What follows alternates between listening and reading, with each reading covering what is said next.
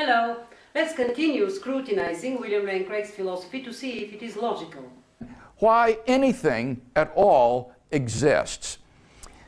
This is the deepest question of philosophy. No, that is not true. How much of philosophy do you know, Dr. Craig? The deepest question in philosophy was not why something exists rather than nothing, but whether anything material exists. Through the ages, in olden times, philosophers, because they were certain only in what is in their mind, their thoughts, ideas, believed that there is an ideal sphere and ideal objects, their ideas, exist there. Some of them believed that there is a material world as well, as there is an ideal sphere. But many of them believed that there is only the ideal sphere, that is the only thing that exists. And in philosophy, the greatest struggle is between idealism and materialism. The first materialist philosopher I discovered is Holbach in the 18th century, who said there is nothing outside nature and man is a part of nature. Talking about an ideal sphere and ideal objects or abstract objects that exist there, for a long time, I, along with other YouTube users, considered that William Lane Craig is a Platonist, that he believed that there are ideal objects existing.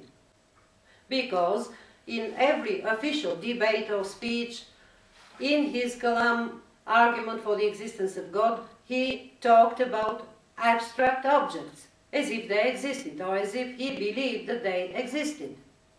The cause must be beyond space and time.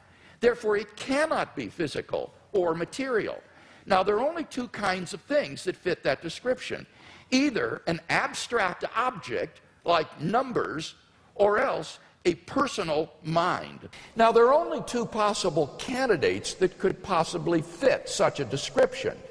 Either an abstract object, like a number, or else an unembodied mind or consciousness. If you're talking about abstract things like numbers and so forth, they exist by a necessity of their own nature. Talking about abstract objects, I'm opening a bracket here. What is the difference between the abstract objects that he talks about and God, or how, as he presents him, a mind? A mind is a thing in an ideal sphere. It is an abstract object, to use William Lane Craig's vocabulary. A mind or a soul is not a physical object composed of parts. If abstract objects cannot cause anything, a mind is an abstract object. How can an unembodied mind cause anything in the material world?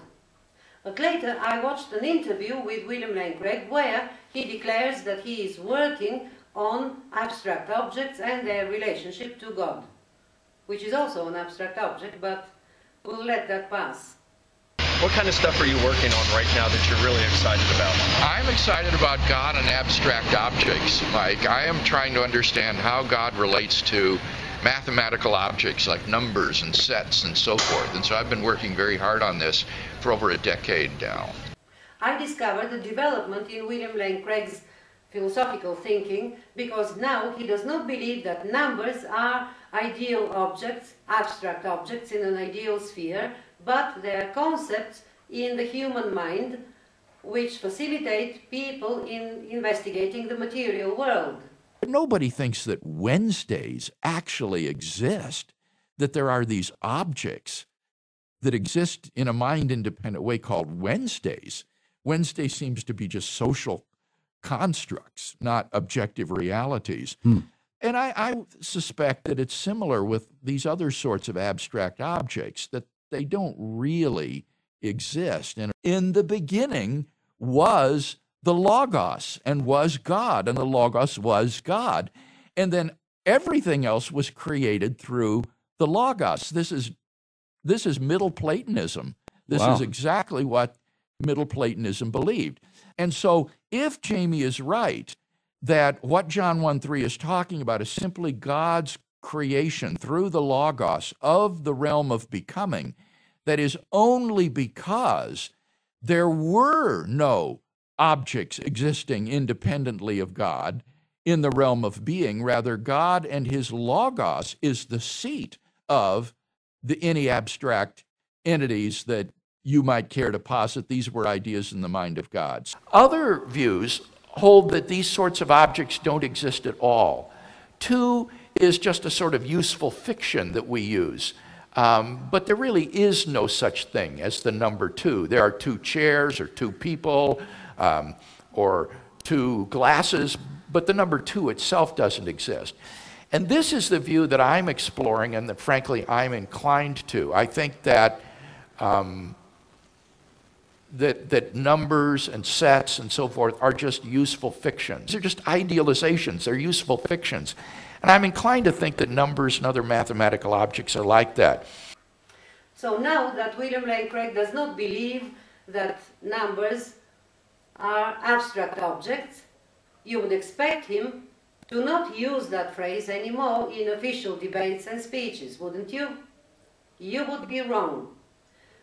After these videos, he had official debates, one in Denmark with Professor Kappel, and another one in Finland with another scientist, where he again, in the same way, uses the phrase abstract objects as if they exist and as if he believes they exist. In the second debate, he uses the phrase 2 times. The explanation of why the universe exists can be found only in a transcendent reality which exists by a necessity of its own nature. Now, there are only 2 possible candidates that could fit such a description: either an abstract object like a number, or else an unembodied mind or consciousness. These are just idealizations. They're useful fictions. And I'm inclined to think that numbers and other mathematical objects are like that. Why did the universe come into being? What brought the universe into existence?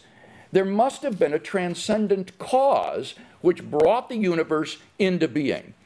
We can summarize our argument thus far as follows. 1, the universe began to exist.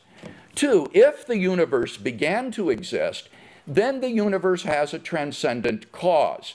3, therefore, the universe has a transcendent cause. Given the truth of the 2 premises, the conclusion necessarily follows.